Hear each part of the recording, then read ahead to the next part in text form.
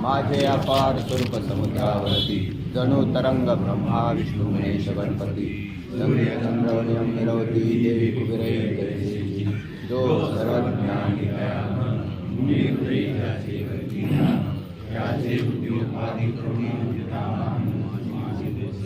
ज्याच्या ज्ञाने भासे जगत जसा दोरीवरी सर्पती सत परी दोरी कायना सर्व जगत ते स्वतंत्र आणि स्वयं ब्रह्मवी पुण्यपुरुषी सदैव निष्काम बोध प्राप्ती कारणे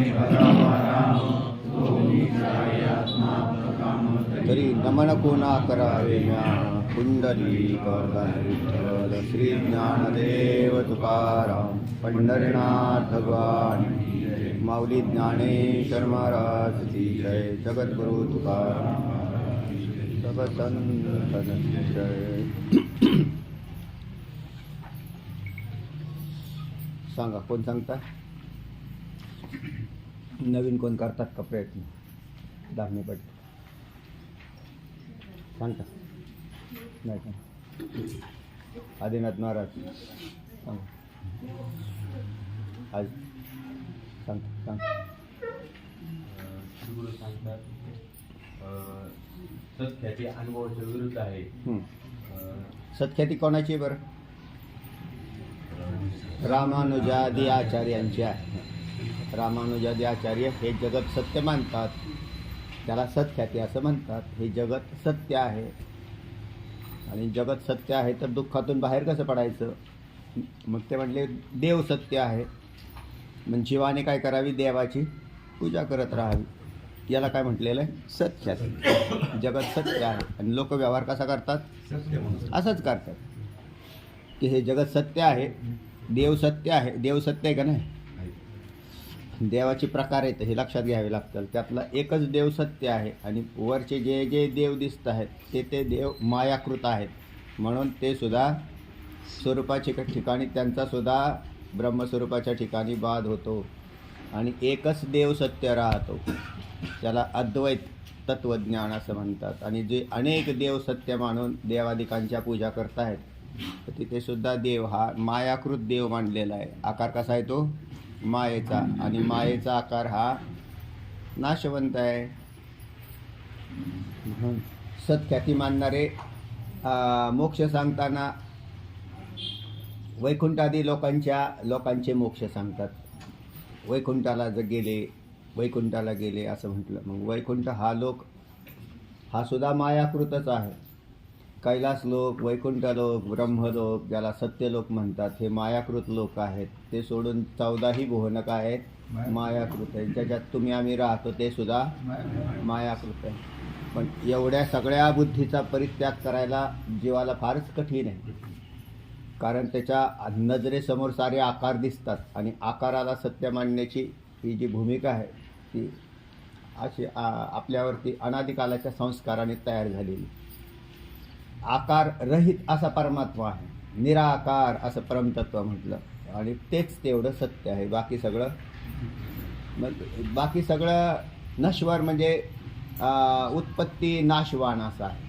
म्हणून जे जे उत्पत्ती नाशवान असतं ते म्हणून ब्रह्मा विष्णू महेश यांचे सुद्धा अवतार अनित्य आहेत नाशवान ठरले. म्हणजे ब्रह्मा विष्णूंचे अवतार जर नाशवान ठरले तर सत्यलोक कसा खरा ठरेल. पण मग लोकांना तशा प्रकारची बुद्धी व्हायला कठीण असल्या कारणाने मग भक्ती आदी संप्रदायाचे जे आचार्य आहेत ते जगत सत्यत्वाचा सिद्धांत मांडून ब्रह्मलोकादी वैकुंठादी लोक सत्य मानतात. त्यातल्या देवताही सत्य मानतात आणि जीवही सत्य मानतात. जीवाने अखंड देवाची पूजा करत राहावी. आणि वेदांताच्या सिद्धांताप्रमाणे काय खळदकर साहेब जीव हा ब्रह्मरूप आहे. हे दोन मूलभूत फरक लक्षात ठेवा. म्हणजे भक्तिवादी जे आहेत ना तर त्याच्यामध्ये सिद्धांत असा त्यांचा की जीव हा अन्य लोकांतराला जाऊन त्या ठिकाणी उच्च भोग भोगतो असाच झाला अर्थ. आणि वेदांतशास्त्र सांगतं एकच परम सत्य आहे आणि ते आहे ब्रह्मतत्व किंवा त्यालाच आत्मतत्व म्हणतात. आणि जीव हा ब्रह्मरूप आहे. म्हणजे जीव ब्रह्मरूप आहे म्हणजे स्वरूपाच्या दृष्टीने पाहिला तर जे जे आकार आहेत ते नश्वर आणि नाशवान आहेत. म्हणजे त्या लोकांतरात राहणारा जीवही तसा आणि ते लोकही तसेच आहे. पण मग भक्तीच्या आचार्यांनी मात्र म्हणून त्याला सत्ख्याती असं म्हणतात. ही सत्ख्यातीची व्याप्ती आहे बरं. म्हणजे सत्ख्याती म्हणजे तरी काय तर जगत सत्यत्व ज्यांनी बुद्धीमध्ये आरूढ केलेलं आहे तर त्यांना. आणि मग त्याच्यात जीवाला मोक्ष कसा द्यायचा तर म्हटले जीवाला मोक्ष द्यायचा म्हणजे जीवाने अखंड काय करत राहावी भगवंताची उपासना करत राहावी. मग भगवंत हा त्याला किंवा त्यापासून निर्माण होणारं जे पुण्य आहे ते पुण्य त्याला उत्कृष्ट फलांची प्राप्ती करून देईल. आणि ते फल इकडे या सर इकडे. हां तू ये इकडं थोडं पुढचं या सर या बस इकडून बस. त्या वैकुंठादी लोकांच्या ज्या प्राप्ती प्रतिपादन केलेल्या आहेत ते अशाच आहेत. आणि या मग ही कोणाची मतं आहेत तर सत्ख्यातीवादीची. जगत सत्य आहे असं धरून चालले. आणि हा त्यांचे हे मताचं काय आहे खंडन आहे. हे बी विसरू नका. त्याचं खंडन झालेलं की जगत सत्य नाही तर ब्रह्म सत्यम जगन मिथ्या जीव ब्रह्म एव नापरहा हा अद्वैत सिद्धांतच योग्य आहे. म्हणजे तो पुन्हा जीव हा आणि तसंच आहे ते पुढे जाऊन तरी काय केलेलं आहे माहिती आहे का कन्वर्ट केलेलं आहे. कोणी एखादा ब्रह्मलोकाला गेला कैलासादी लोकाला गेला मग तिथे काय करेल तो हा एक प्रश्न आहे. तिथे काय करेल तर तिथे तो काय करतो काही म्हणजे कल्पादी आयुष्य त्यांना प्राप्त होतं दीर्घ आयुष्य. आणि दीर्घ आयुष्य काय करायचा भोग भोगात राहतील तिथे कसे उत्कृष्ट. आणि उत्कृष्ट भोगाचा नंतर तिथंच त्याला तिटकारा येतो. तर तिटकारा यायला पुष्कळ काळ जातो आणि नंतर तोच जीव मुक्त होतो. म्हणजे पुन्हा तिथं सुद्धा काय सांगितलं आहे मोक्ष कसा करता केला आहे तसाच केला की मग तो तिथंही मुक्त होतो. म्हणजे केव्हा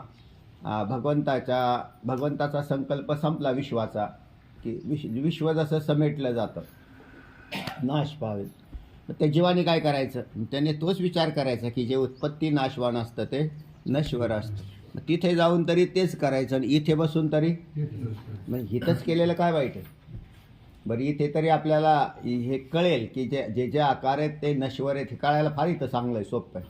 कारण ही इथली भूमीच अशी आहे हिला पवित्र भूमी आहे आपली. आणि या भूमीवरती आपल्याला हे ज्ञान उत्पन्न होतं आहे म्हणून इथून मुक्त होणारा हा कोणी भाग्यवान आहे. चला तेव्हा सत्खतीवाद्याचं काय मत आहे ऐका. तर ते असं सांगतात शुक्तीच्या ठिकाणी रजताचा भ्रम होतो. तर त्याची उत्पत्ती त्याची सत्य रजताची उत्पत्ती ही सत्ख्यातीवाद्यांनी सत्ख्यातीवाद्याचे मत आहे. हा म्हणजे सत्य रजत उत्पन्न होतं शुक्तीच्या ठिकाणी सत्य रजत उत्पन्न होतं ही त्यांचं मत आहे. पुढे तर त्यांनी शुक्तीच्या ठिकाणी सत्य रजताची प्रचिती सांगते. तर शुक्तीला जर अग्नी संयोगाने जर नाश केला तर तिथे रजताची प्रतीती यायला पाहिजे पण ती येत नाही. हां तर म्हणजेच काय शुक्तीच्या ठिकाणी रजत नाही. मग ते म्हणले रजत सुद्धा जळून गेलं. शुक्तीला जर जाळलं त्याच्यामुळे काय झालं रजताचाही नाश झाला. रजत म्हणजे चांदी. पण चांदी हा तर धातू आहे. तो धातू गंधकादी अग्निसंयोगा वाचून त्याचा नाश होत नाही. याचाच अर्थ असा आहे तिथे जर रजत सापडलं नाही तर शुक्तीच्या ठिकाणी रजत नव्हतं हे सिद्ध होईल. आणि पूर्वपक्ष काय म्हटला होता शुक्तीच्या ठिकाणीच रजताही आहे रजताचे अवयवही आहेत आणि सत्य आहे. चला तर त्यांनी एक दुसरा एक मुद्दा दिला. तर एकाच रज्जू देशात कोणास सर्प कोणास याच्या मताचं खंडन केलेलं सांगताय तुम्ही तर बरोबर आहे. हां तर कोणास सर्प कोणास भूमाला हा म्हणजे मिथ्या अनेक पदार्थ प्रतीतीला येतात बरोबर आहे. ते जागा अडवत नाहीत. मग एकाच शुक्तीच्या एकाच रज्जूच्या ठिकाणी इतके पदार्थ कसे राहतात तर राहू शकत नाही. याचाच अर्थ मिथ्या प्रतीती त्या रज्जूच्या ठिकाणी या सगळ्या पदार्थांची येते. हा दुसरा मुद्दा आहे. हं. बरोबर आहे की मिथ्या पदार्थ जागा अडवत नाही, हा मुद्दा आहे त्यातला. म्हणून सत्य सर्प नाही, सत्य भूरेषा नाही, सत्य माला नाही, तर केवळ एक रज्जूच सत्य आहे. पुढे झालं. ठीक आहे. सांगा माग कोण सांगतं का? नवीन अभ्यास करणारे लोंढे त्यांनी केला का? सांग. त्यांचं म्हणणं आहे की एकाच रज्जूमध्ये एवढे पदार्थ राहू शकत नाही. बरोबर. आणि मग त्यांनी पुढे अजून एक आपल्याला सांगितले की स्वप्नामध्ये आपल्याला अनेक पदार्थ दिसतात. स्वप्नामध्ये अनेक पदार्थ दिसतात, तिथे सुद्धा हा अनिर्वचनीय सगळे पदार्थ उत्पन्न होतात. ठीक.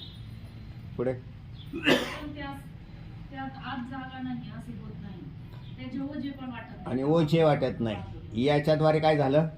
खंडन झालं. खंडन की मिथ्या पदार्थाचं ओझं वाटत नाही, मिथ्या पदार्थाला ओझच नसतं. दुसरी गोष्ट, अनेक मिथ्या पदार्थ एकाच स्थानाच्या ठिकाणी प्रतीतीला येतात आणि प्रत्येकाला भिन्न भिन्न येतात. आता स्वप्नामध्ये सुद्धा असंच आहे. स्वप्न पडलं त्यावेळेला पृथ्वी प्रतीतीला आली, सूर्य, डोंगर, नद्या सगळ्यांची प्रतीती आली. तर एवढं सगळे किती वजन झालं या सगळ्यांचं? या सगळ्यांचं किती वजन झालं? तर ते तो किती वजनदार पदार्थ आहेत.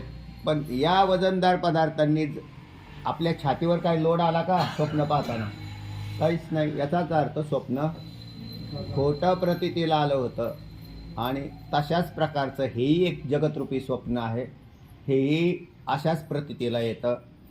आणि म्हणून अनेक मिथ्या पदार्थ जागा अडवत नाही, स्थानाचा रोध करत नाही, अनेक पदार्थ प्रतीतीला येतात, शिवाय ओझही वाटत नाही. पुढे मग अशा प्रकारे त्यांनी अनिर्वचनीय सिद्ध केले. हां रज्जूच्या ठिकाणी बी जे वेगवेगळे पदार्थ उत्पन्न होतात ते पण प्रतीती मात्र आहे. प्रतीती मात्र आहे. मग जसे रज्जूच्या ठिकाणी सर्पाधिकांची प्रतीती खोटी आहे, त्याचप्रमाणे काय रज्जूची हानी केली बरं? त्या सर्पाने रज्जू विषारी केला नाही, सर्पामुळं रज्जू विषारी झाला नाही, म्हणजे त्याच्यामुळे कोणत्याच प्रकारची हानी झाली नाही. किंवा रज्जूवरचा सर्प कोणाला चावला का हो? नाही चावला, त्याला तुडवला तरी चावला नाही. आणि तसाच प्रकार जगतामध्ये सुद्धा आहे. जगतात असा प्रकार आहे, तुम्ही जे घाबरताय, सगळ्या जीवांना भीती आहे ना, भीती आणि चिंता सगळ्या जीवांच्याकडे सारखी आहे. ते म्हणजे का बरं? मरतो. तुम्ही मरणारे नाहीत, कारण मिथ्या जगत तुम्हाला मारू शकत नाही. जगत कसं आहे? मिथ्या. मग मिथ्या जगत तुमचं काय नाश करणार आहे?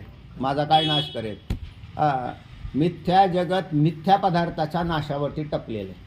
आणि मिथ्या पदार्थ आहे ज्याच्यात आश्रय केला आहे तुम्ही, मी, ते शरीर. हे शरीर नश्वर आहेत, हे नाशामध्ये चाललेले. आणि माझा भाव मी शरीर आहे असा आहे, म्हणून मला जन्ममृत्यूची प्रतीती येते. जन्ममृत्यूची प्रतीती का आली? मी देहावर आहे म्हणून. तुम्ही देहावरती नाही गेले, तुम्ही जर तुमच्या स्वरूपाच्या घरात गेले, ब्रह्मभावावरती राहिले, जसे साधू संत राहतात, तर त्यांना देह असो ऐसा कोठे आठवची नाही, देहीच विदेही भोगू दशा. तर त्या तुकोबराय म्हणतात तसं. मग ते त्याच्यात या देहावरतीच नाही येत ते, कारण देह अधिष्ठानाच्या घरात राहतात. निरंजनी आम्ही बांधलेले घर, निराकार निराभासे राहिलोस. तर तेव्हा अशा निरंजन स्थितीमध्ये ते राहतात. आणि जीव मात्र खोट्या घरात राहतात, म्हणजे देहरूपी खोटं घर. आणि या खोट्याचा दुसरा खोटा पसारा म्हणजे बांधलेली घरं. या खोट्यासाठी दुसरं खोटं घर बांधावं लागलं. देह खोटा आहे ना, हे कधी कळालं? इथे बसल्यावरती नाही का, इथे बसल्यावरती कळतंय ते. वास्तविक पाहता एक पाहतसा एकाची धणे, सावध त्या गुन्हे कारे नव्हा.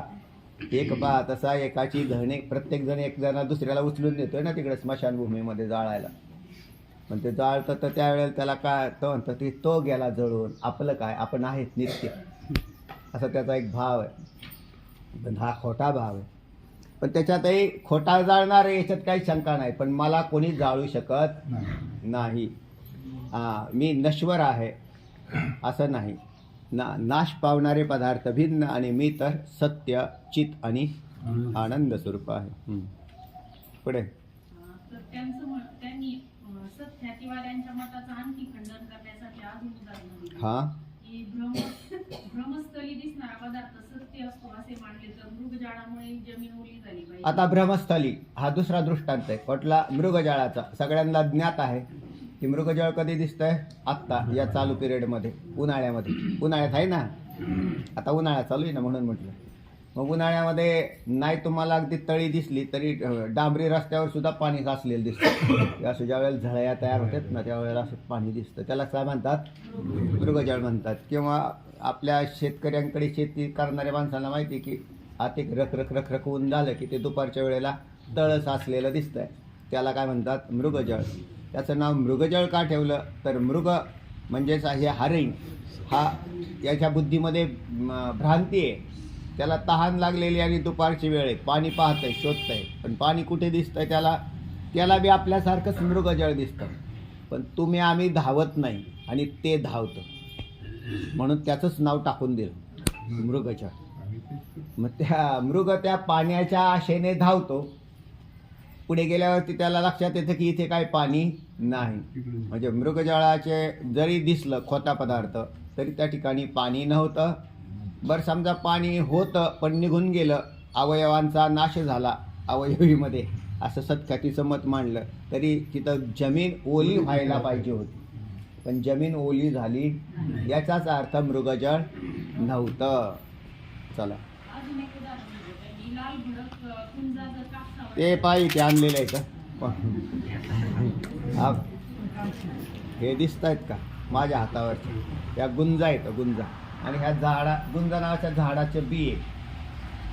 आणि हे कापूस, आता कापूस नाही माझ्याकडं, पण इथे जर टाकला ते पांढऱ्या याच्यावर आणि लांबून पाहिलं तर आग लागलेली दिसते. म्हणजे यांनी काय दिसते? हा, म्हणजे याच्यामुळे असं दिसतंय हा लाल, हा म्हणजे त्याचा विस्तवाचा कलर आहे. हा लाल कलर नाही, हा विस्तू कलर आहे. आणि ते असं कापसावर ठेवल्यावर जो काळा भाग दिसतोय तो त्याची राख आणि त्याच्यात लाल दिसतोय तो काय?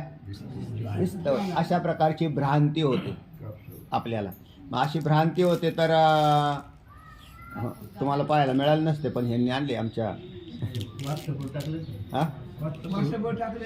टाकलंय. कुणी आणले? तुम्हीच आणले? शांजापूरकरवाल्यांनी आणले. हा आपल्या रानात भेटते तिथे. तर या गुंजामुळे भ्रांती झाली की कापसाला आग लागलेली, कापसाचा ढिगा आग लागली. पण आग लागली तर तुम्हाला भ्रांती झाली. जवळ जाऊन पाहिलं तर गुंजा होत्या. म्हणून गुंजा काय पाहिल्यावर लक्षात आलं की अरे ह्या तर गुंजा आहे. तिथे एक भ्रांतीने काही कापूस जाळाला, म्हणजे गुंजा कापूस जाळू शकत नाही. चल पुढे. त्यांनी पण कापूस पण जळत नाही आणि जमीन पण ओली होती. हा, मृगजळाने जमीन ओली होत नाही आणि गुंजामुळे कापूस जळत नाही. पुढे. सत्ख्याती मत काय आहे? असंगत आहे हे सिद्ध झालं. त्यांनी अजून पण सांगितलं की दोष जो उत्पन्न होतो तो दोष दिसणाऱ्याचाच दिसतो, सर्वांना दिसत नाही त्याचे. अजून एक आहे, दोष दिसणाऱ्याला तो दोष दिसतो. एखाद्याला रज्जूवर सर्प दिसला, दुसऱ्याला भूरेषा दिसली, तिसऱ्याला माला दिसली. प्रत्येकाला जो दोष दिसला तो त्यालाच दिसतो, दुसऱ्याला दिसत. हा एक भाग आहे त्याचा. आता याने त्याने सगळ्या प्रकाराने काय केलेलं बरं? हे सगळं सत्ख्यातीवाद्याचं खंडन केलेलं. चला. जर ते व्यावहारिक सत्य असेल तर घटाप्रमाणे तो सर्वांस दिसला पाहिजे. बिलकुल. आणि दोष उत्पन्न झालेला पदार्थ अग्नी घट जसा सगळ्यांना दिसतो तसा दोष सगळ्यांना दिसला पाहिजे. सरपच सगळ्यांना दिसला पाहिजे. पण तसं होत नाही. तो म्हणतो नाही, इथे भूरेषा आहे, इथं जलधारा आहे, इथे माला आहे, इथे दंड आहे. अशा प्रकारची त्याला प्रत्येकाला भिन्न भिन्न प्रतीती येते. चला. त्यामुळे तो पदार्थ सत्य मानणे बरोबर आहे. बिलकुल. मग व्यावहारिक त्या पदार्थांपासून कोणतेही व्यावहारिक कार्य पण घडत नाही. होतं कोणतं व्यावहारिक कार्य घडलं तर कोणतंच व्यावहारिक कार्य घडत नाही. व्यावहारिक कार्य याचा अर्थ असा आहे, जसा रज्जूवरचा सर्प त्याच्यापासून कोणतं व्यावहारिक कार्य घडलं? व्यावहारिक कार्य याचा अर्थ आहे तो सर्प जर सत्य असता तर तो कोणाला तरी चावला असता आणि तो माणूस म्हणजे तो विषाने बाधित झाला असता. पण हे सर्पाचं कार्य होत नाही. आता त्या खोट्या सर्पाला खरा समजून कार्य घडतं. असं म्हटले ना तुम्ही. खोट्या सर्पाला पळून मग पाय गुंतून पडला आणि पायाला लागलं. ते म्हटले कार्य घडलं महाराज. म्हणजे कशामुळं घडलं? म्हणले खऱ्या सर्पामुळं का खोट्या? कशामुळं?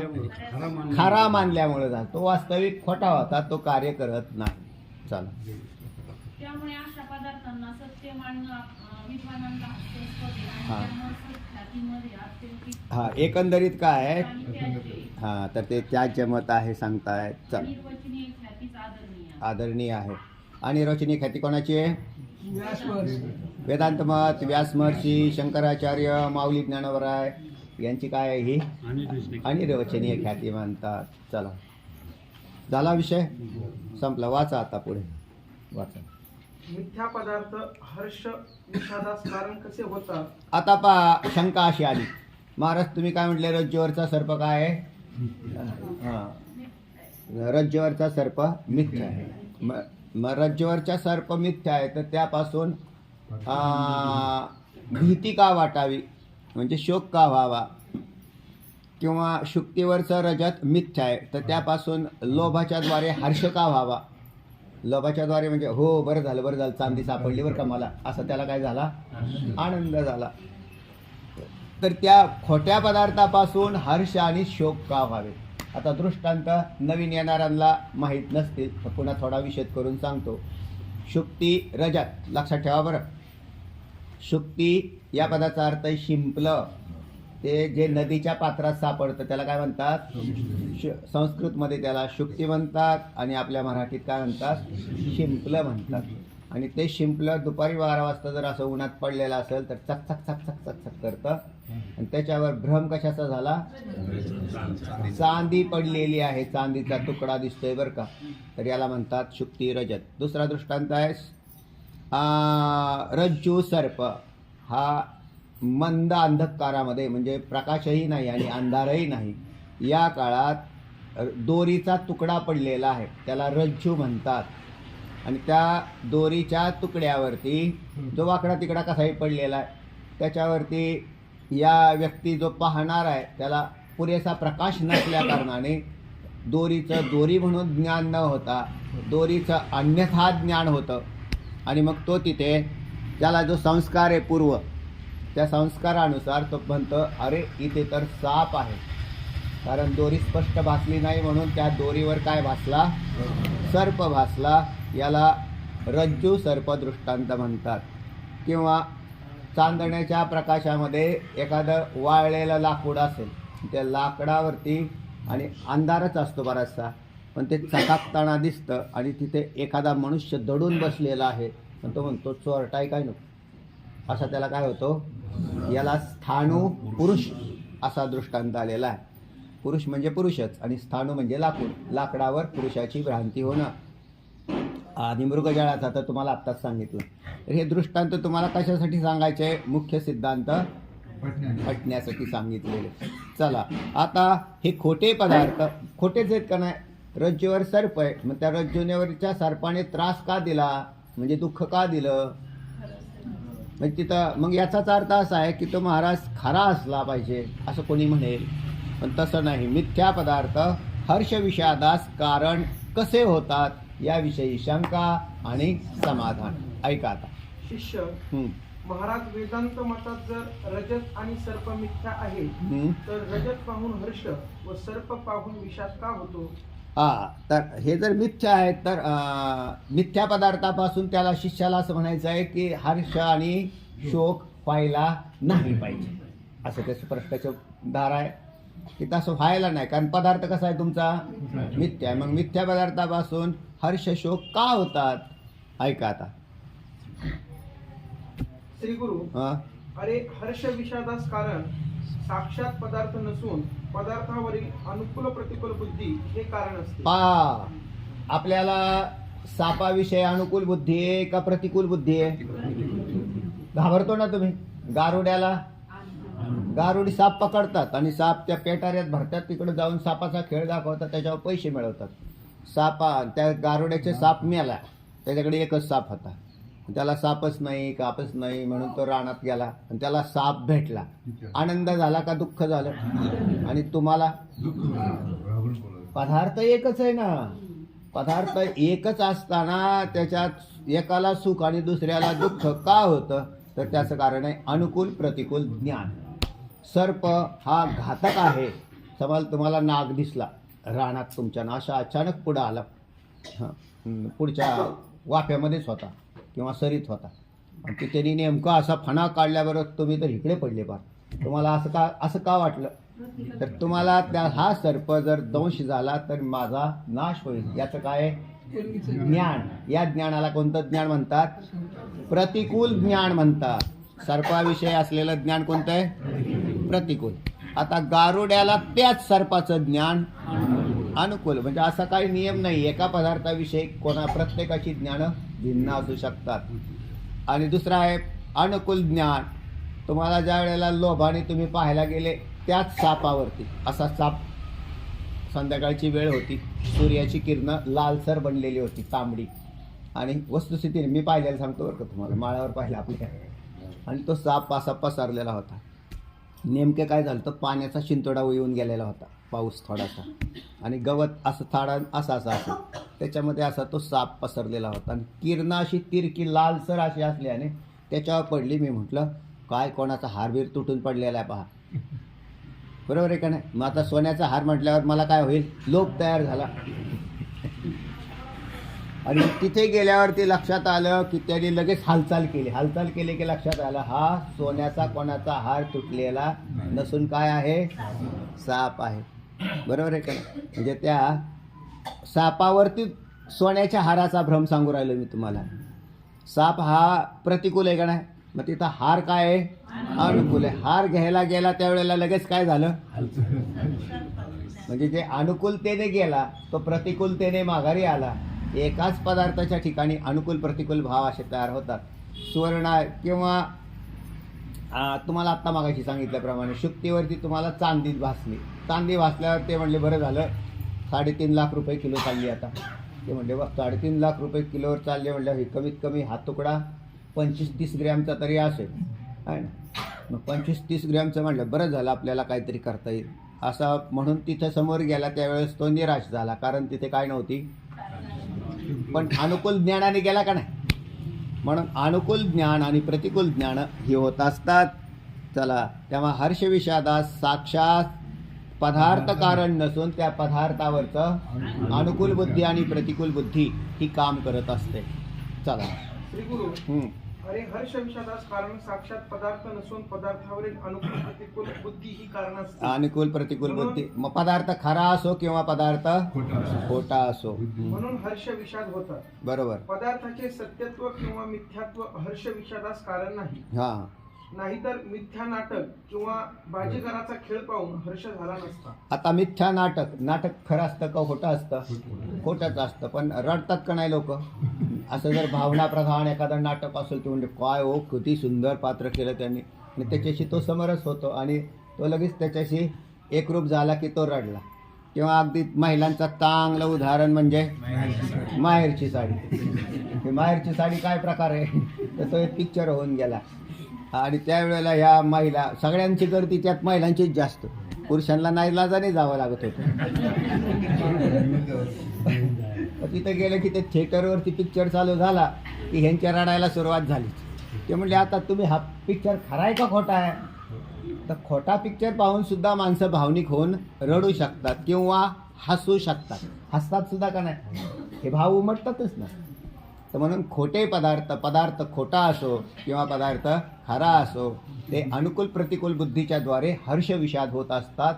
अशा प्रकारचं उत्तर सद्गुरू सांगतायत. पुढे आता बाजीगराचा एक खेळ आहे. बाजीगर म्हणजे गारुडी. तुम्हाला आत्ताच सांगितलं गारुड्याला सर्प हा प्रिय आहे, कारण त्याच्यावर धंदा चालतो त्याचा, त्याला प्रिय आहे. आणि तोच पाहणाराला माणसं का पाहायला जात, साप निघाला म्हणजे गारुड्याने साप आणला, लय मोठा साप. त्याला त्याच्यामध्ये लांबून पाहण्यात कुतूहल आहे, जवळ जाण्यात नाही. तसा त्याला बाजीगिरीचा खेळ असं म्हणतात.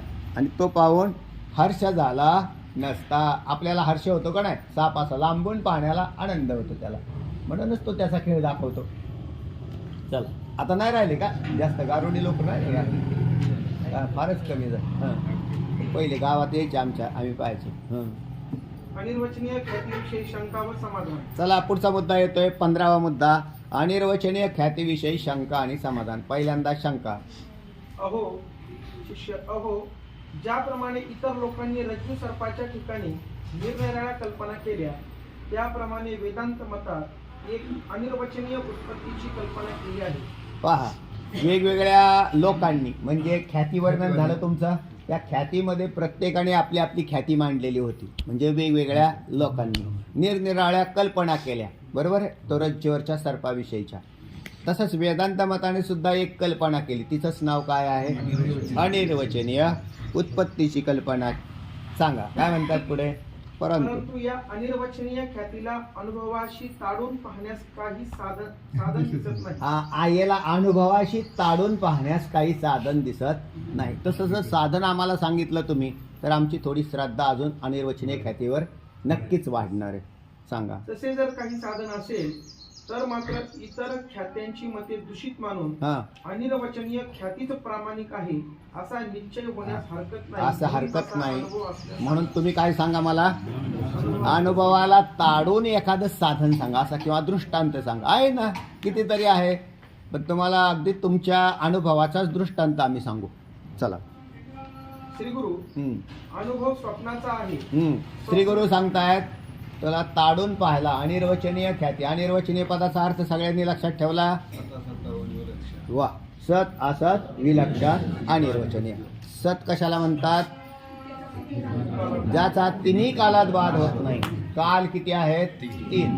चालू कालाला, वर्तमान, गेलेल्याला, भूतकाळ आणि येणाऱ्याला भविष्यकाळ, या तिन्ही कालात ज्या पदार्थाचा नाश होत नाही त्याला सत असं म्हणतात. हे सताचं लक्षण झालं. ज्याचा तिन्ही कालात नाश होत नाही त्याला सत म्हणतात. आता असत कशाला म्हणतात? ज्याची प्रतीतीच येत नाही, ज्याची प्रतीतीच नाही त्याचं नाव पंद्यापुत्र असत. पण त्याला असं ज्याची प्रतीती नाही. मग आता अप्रतीती तो असत पदार्थ आहे. अप्रतीतीचा दृष्टांत तुम्ही सांगितल्याप्रमाणे कोणता आला होता? वंध्यापुत्र. आता वंध्यापुत्र हे केवळ कल्पना झाली, कारण वंध्या म्हणजेच ज्या स्त्रीला मूलबाळ होत नाही तिला काय म्हणतात? वंध्या म्हणतात. आता तिला पुत्र आहे का? नाही. मग वंध्यापुत्र आला, पाठाला येऊन बसला म्हटले, असं होईल का? कारण अस्तित्वातच नसलेल्या पदार्थाची कल्पना आहे. जो पदार्थ अस्तित्वातच नाही तर त्याला असत असं म्हणतात. आता हा दिसणारा प्रपंच याला असत म्हणायचं का सत म्हणायचं? तो नव्हता का पाठीमागं म्हटलं महाराज, असत नाही तर सत म्हणा आणि सत नाही तर पण असं नाही, ते बसतच नाही. हा आपल्याला जे जगत दिसतंय ते जगत सत नाही, कारण हे टिकलं नाही. त्याचा नाश होतोय का नाही? नाश होत चालला. बरं, असत म्हणा वंध्यापुत्राप्रमाणे, तर प्रतीती येते, हे प्रत्यक्ष दिसतंय. म्हणून या जगाला सत म्हणता येत नाही, असतही म्हणता येत नाही. म्हणून त्या सत, असत, विलक्षण, अनिर्वचनीय असा अर्थ घेतलेला होता. काय म्हणतायत ऐका. अनुभव स्वप्नाचा आहे. आता तुम्हाला तसाच पदार्थ कुठे मिळेल अनुभवाशी ताडून पाहायला?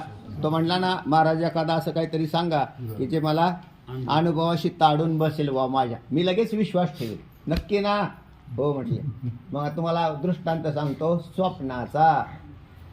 जसं आपण आता हे जगत पाहतो, हेच जगत स्वप्नामध्ये वासनेच्या द्वारे उत्पन्न होतं मनमय सृष्टीत. झोपलेला आहे तो, झोपल्यानंतर लगेच नाही होत. झोप पूर्ण झाल्यावर आपण सध्या कोणत्या अवस्थेत आहोत याला जागृत अवस्था म्हणतात. त्याच्यानंतर माणसं थकली झोपतात त्यावेळेला सुषुप्ती अवस्था म्हणतात. आणि सुषुप्तीतून ज्या वेळेला तो जागा व्हायची वेळ येते त्याच्या मध्यकालात स्वप्न अवस्था उत्पन्न होते. ते म्हणले आम्हाला नाही स्वप्न पडत. असा एकही जीव नाही ज्याला स्वप्न पडत नाही, कारण या तिन्ही अवस्था कोणाच्या आहेत? या जीवाच्या आहेत. जीवाच्या. तुम्ही आम्ही काय आहोत? जीव आहोत. आम्हाला अवस्था आहेच. आता स्वप्न कसं पडतं? त्यावेळेला शरीर त्याचं शिथिल पडलेलं असतं, म्हणजे थकवा गेलेला आहे सगळा आणि जागृत व्हायची अवस्था येते, त्यावेळेला त्या काळात एक अवस्था उत्पन्न होते, ती स्वप्न अवस्था. मग त्याला जशी वासना निर्माण केलेली असेल, एखादा लोभी माणूस असेल आणि पैशाची इच्छा असेल, त्याला स्वप्नात काय आला, पैसा भेटला, तो नुसता पैसा मोजायला लागला, पैसा मोजायला लागला. ते म्हणले बस आपल्याला इतके पैसे आता भेटले, बरोबर का नाही. त्याला तशा पद्धतीने त्या स्वप्नात जो पैसा जर प्रतीतीला आला नसता, त्याला पैसे प्रतीतीला आले नसते, किंवा त्याला जो आवडता विषय तो प्रतीतीला त्या ठिकाणी येतो, तो प्रत्यक्ष दिसतो का नाही. मला मग तो जागा झाल्यावर परत म्हणतो, काय म्हणतो, मी स्वप्न पाहत होतो, मला स्वप्नाची स्मृती झाली होती असं नाही म्हणत, तो मी स्वप्न पाहत होतो. याचाच अर्थ स्वप्नातले पदार्थ प्रत्यक्ष प्रतीतीला येतात आणि ते प्रत्यक्ष प्रमाणाचा विषय आहे. मग तिथे कल्पित इंद्रिय, कल्पित प्रमेय आणि कल्पित प्रमाता अशा या तिघांची संगती शास्त्राने लावलेली. वास्तव नाही, पण तो कल्पित प्रमाता, प्रमाण आणि प्रमेय या स्वप्नामध्ये उत्पन्न होतात. त्याला तो पाहतो आणि त्याच्यानंतर पाहून झाल्यावरती ज्या वेळेला जागृतीत आला त्यावेळेला म्हणतो मला खोटे पदार्थ भासले होते, मी खोटे पदार्थ पाहत होतो. ऐका काय म्हणतात तिथे, चला. अनुभव स्वप्नाचा आहे. स्वप्नात तर अंतःकरणाची वृत्ती बाहेर न जाता. अंतःकरणाची वृत्ती बाहेर गेली का नाही. ज्या आपल्या आत्ता जागृतीत मात्र अंतःकरणाची वृत्ती काय होते, बाहेर जाते. जसं चक्षुरेंद्रियाच्या द्वारे मी ते झाड वृक्ष पाहायला लागलो, तर माझ्या अंतःकरणाची वृत्ती या चक्षुरेंद्रियातून निघून म्हणजे डोळ्यातून निघून कुठे गेली, त्या झाडाच्या आकाराची झाली. आता हीच अंतःकरणाची वृत्ती स्वप्नामध्ये कशी काम करते, तर त्या ठिकाणी ऐका. तर बाहेर न जाता काय म्हणतो, आतच अंतःकरण उपहित साक्षी चैतन्य आश्रित अविद्येच्या तमोगुणांपासून स्वप्न पदार्थ उत्पन्न होतात. तर अंतःकरण उपहित साक्षी चैतन्याच्या अविद्येच्या, साक्षी चैतन्य आश्रित अविद्येच्या तमांशापासून स्वप्न पदार्थ उत्पन्न होतात. कोणाची उत्पत्ती सांगितली, पदार्थाची, म्हणजे स्वप्नरूपी पदार्थाची उत्पत्ती कशी होते, तर अंतःकरण. अंतःकरण तर आहे का नाही प्रत्येकाला, आणि ते तत्त अंतःकरण हे सगळं चैतन्यामध्ये, चैतन्य स्वरूपाच्या ठिकाणी आहे. मग आता अविद्या आणायची जरी झाली तरी चैतन्याच्या आश्रित आणली जाते. अंतःकरण हे अविद्येचं कार्य आहे, तो प्रमाता बनलेला आहे. मग त्या अंतःकरण उपहित जे चैतन्य, त्याच्या चैतन्याच्या आश्रित असणाऱ्या अविद्येत शोक झाला आणि त्याच्यापासून, त्याच्या तमांशापासून पदार्थ, आणि त्याच अंतःकरण वृत्ती उपहित चैतन्य आश्रित अविद्येच्या सत्वांशापासून स्वप्नाचं ज्ञान, अशा दोघांच्या उत्पत्त्या होतात स्वप्न. आता आम्हाला स्वप्न पडतं, पण कसं पडतं याचं शास्त्रीय विश्लेषण तुम्हाला आम्हाला ज्ञात नसतं जोपर्यंत तुम्ही अभ्यास करत नाही. स्वप्न कसं पडतं, स्वप्न कसं पडतं ते म्हणजे काय नाही, असंच पडतं. अनुभव तर तुमचाच आहे ना, पण याला शास्त्रीय ज्ञान कुठे माणसाकडं, वा हे कसं स्वप्न पडलं मला, तर अंतःकरण उपहित चैतन्य आश्रित अविद्येच्या तमगुणाचा परिणाम स्वप्न पदार्थ, आणि अंतःकरण उपहित चैतन्य आश्रित अविद्येच्या सत्वगुणाचा परिणाम त्या स्वप्नाचं ज्ञान. म्हणून पदार्थ आणि पदार्थाचं ज्ञान हे दोन्हीही युगपत स्वप्नामध्ये उत्पन्न होतं. जसं जागृतीतले पदार्थ आणि पदार्थांची ज्ञानं उत्पन्न होतात, त्याचप्रमाणे प्रातिभासिक सत्तेतले अन्य, आता आपण हे स्वप्न प्रातिभासिकच आहे, पण रज्जूवरील सर्प आणि सर्पाचं ज्ञान हे जसं प्रातिभासिक तुम्हाला व्यवहारामध्ये कळालं, हे काय झोपेत नाही कळालं, व्यवहारात कळालं ना. रज्जू आणि रज्जू सर्पाचं ज्ञान, रज्जूवर भासणाऱ्या सर्पाचं ज्ञान आणि पदार्थ हा व्यावहारिक म्हणजे व्यवहारामध्ये कळालं त्याला, जागृत अवस्थेमध्ये असताना. फक्त तो सर्प खोटा आहे आणि प्रातिभासिक सत्तेतला हे कळालं. आता तुमच्याच अनुभवाचं तुमचं ज्ञान आहे स्वप्न. स्वप्न कसं आहे, कोणत्या सत्तेतलं आहे, प्रातिभासिक सत्तेतलं आहे. जसा रज्जूवरील सर्प प्रातिभासिक आहे, तसा स्वप्न आणि स्वप्नातले पदार्थ आणि त्याचं ज्ञान जे आहे तेही प्रातिभासिकच आहे. आणि अनुभव कोणाला आला, तुम्हाला, मला आला. मग तुम्ही जागे झाल्यावर स्वप्नातल्या पदार्थ, एखाद्या माणसाकडे, एक माणसाकडे पैसे दिले होते 2 लाख रुपये. 2 लाख रुपये दिल्यावरती त्याच्या भेटतच नव्हता बरेच दिवस, 10 वेळा मागितले ते काय द्यायला तयार नाही. पण एक दिवशी हा घरी गेला त्याच्या आणि पाहिलं, आणि काय झाले, ते म्हटला बरं झाला आला गड्या, तू आज घरी झाला ना, तुला पैसे देऊन टाकतो म्हटला. म्हटलं वा, आज तर म्हटलं बा सोन्याचाच दिवस, कारण 10 वर्ष झाले पैसे नाही दिले आणि आज हा काय म्हणतोय. पण हे कुठं चाललंय. स्वप्नात मग त्याने अख्खे 1.5 लाख रुपये मोजले. किती. 1.5 लाख. आणि त्याला तो आनंद झाला. 1.5 लाख मोजतोय, पैसे मोजून झाले 1.5 लाख. 1.5 लाख मोजून झाल्यावर त्याच्या बायकोने उठावलं, उठा 7 वाजल्या, नोकरीला जायचं, कामाला जायचं का नाही. आणि किती पैसे राहिले. 50,000 राहिले. बरोबर का नाही. राहिले किती पैसे. असा बायकोवर रागवला. तो बायकोच रागवला. तेव्हा म्हटलं तुला काय कळतं का. म्हटलं का. तो नाम्या येत नव्हता पैसे. 1.5 लाख रुपये घेतले मी आणि 50च मोजायचे राहिले होते. तू नेमकं उठावलं. ते म्हटली मालक तुम्ही असं करा, तुम्हाला किती पैसे दिले त्यांनी. म्हणले 1.5 लाख दिले, तेवढे द्या माझ्याकडे, मग बाकीचे मी तुम्हाला 50 देऊन टाकेल. 1.5 खरेत का 50 खरेत. कोणी खरे नाही. तसं स्वप्नातले पदार्थ हे खरे नाही. प्रतीती आली का नाही, व्यवहार झाला का नाही. जागृतीत बी आमचं तेच चाललंय. बाबा जागृतीतला इतका व्यवहार करतोय आम्ही, आमच्या हाताला काहीच लागणार. तर ते म्हणले आत्ता सध्या आहे, तुम्ही जोपर्यंत आपण जोपर्यंत मृत पावत नाही ना हे शरीर, तोपर्यंत हे सगळे व्यवहार ठीक वाटतात. आणि एकदा तो मनुष्य त्या शरीराचा त्याग करून गेल्यावर दाखवा कोणता व्यवहार खरा आहे त्याचा. हा, सत्ता संपदा राहील ठाईचे ठाई, तुका म्हणे तई यम आज्ञा. तर त्या मग संचित देईल गाय. हां, तर त्या नाटामध्ये सांगतात तुका बरं आहे तसं. दिसणारे हे जे भौतिक पदार्थ आहेत हे व्यवहार सिद्ध कर. स्वप्नातले पदार्थ सुद्धा व्यवहार करतात ना. स्वप्नामध्ये त्याच नामदेवाकडून आता आपण गृहीत धरा की त्यांनी 2 लाख घेतले. बरोबर आहे. आणि त्याचे बी काही देणेकरी होते, त्यांना बी देऊन टाकले. कुठं. स्वप्नात. ते म्हणला बरं झालं मिटलं बुवा एकदाच, म्हणून जागा होऊन पाहतो. तर जागा झाल्यावर पाहतो त्यावेळेला काहीच मिटलेलं नाही असं दिसतं. हा, तर हे स्वप्नात व्यवहार सिद्ध होतात, तसे प्रातिभाषिक सत्यतही व्यवहार होतो. चला ऐका.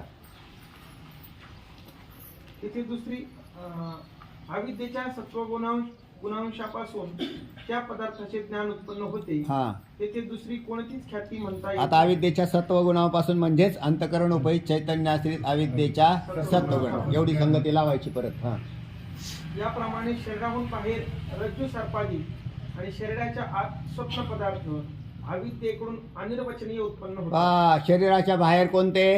रज्जू सर्प. रज्जूवरील सर्प आणि शरीराच्या आत अनुभव दोन्हीचा आहे का नाही तुम्हाला. तो म्हटला ना अनुभवाशी पडताळून पाहायला काही दृष्टांत आहे का. आहे ना स्वप्नाचा पदार्थ. हा, म्हणजे स्वप्नातच सगळ्यांना अनुभव आहे. पुढे. म्हणून पदार्थाच्या उत्पत्तीविषयी अनिर्वचनीय ख्यातीच मानणे आवश्यक आहे. बिलकुल बिलकुल. आणि म्हणून हे दिसणारं सर्व भौतिक जगत हे रज्जूवरील सर्पाप्रमाणे आहे किंवा दिसणाऱ्या स्वप्नाप्रमाणे आहे. तुम्हाला आपल्याला जसं स्वप्न पडतं, मग दुसऱ्या दिवशी तुम्ही काहीच मानत नाही. ते स्वप्न चांगलं पडो वाईट पडो काहीच त्याच्याशी देणं घेणं संबंधच नाही म्हणतो. तसं हेही जगत असंच आहे की याचा काही संबंध नाही. तुम्हाला याचा पडताळून पाहायला दुसरा भाग सांगतो की जो आपण अनुभवात आहे आपल्या, पण आपल्याला अनुभव म्हणजे आपण पुढे आलेलो. तुमचा आणि मागचा माझा माग एक जन्म झाला, कारण त्या जन्माशिवाय हा जन्म झाला का. ते म्हणले नाही नाही कशाचं जन्म आणि कशाचं काय अशी काही मानणारी माणसं आहेत. ज्यांना म्हणजे ज्यांना हे संस्कार नसल्यामुळे ते बोलतात, ते तरी काय करतील बिचारे. पण ज्या अर्थी तुम्ही आत्ता आहात त्या अर्थी तुम्ही पूर्वी होतेच. सिद्ध झाले का नाही. आणि मग तुमचा मागचा जन्म मानावाच लागतो. नसलेल्या पदार्थापासून असलेले पदार्थ होतात का. तुम्ही पूर्वी होते, मी पूर्वी होतो, मी आत्ता आहे, तुम्ही नाही. तुम्ही बी आहेत. आता यानंतर तुमचे किंवा माझं आगमाग सगळ्यांचे देह पडतील. आगमाग सगळ्यांचेच देह जातील. मग देह पडले पण तुमचा नाश होणार नाही. मग तुम्ही परत दुसऱ्या शरीरात प्रवेश करतात. नाही मुक्त झाले तर तू दुसरा शरीर आहे का नाही. त्या दुसऱ्या शरीरामध्ये प्रवेश केला. त्यावेळेला तुम्हाला सांगितलं, म्हणजे तुम्हाला त्यावेळेला मी भेटलो टी व्हीवर जशी इंटरव्ह्यू घेतात तसे. कृपया करून सांगता का आपण मागच्या जन्मात कुठे होते. काय सांगेल तो. आत्ताच सांगा ना तुम्ही मला. आत्ताच तुम्हाला म्हणतो सांगा बरं कृपा करून मागच्या जन्मात काय होते. नव्हते का? पण तेही स्वप्नाप्रमाणे मागं सरून गेलेले आणि हेही सरून जाईल.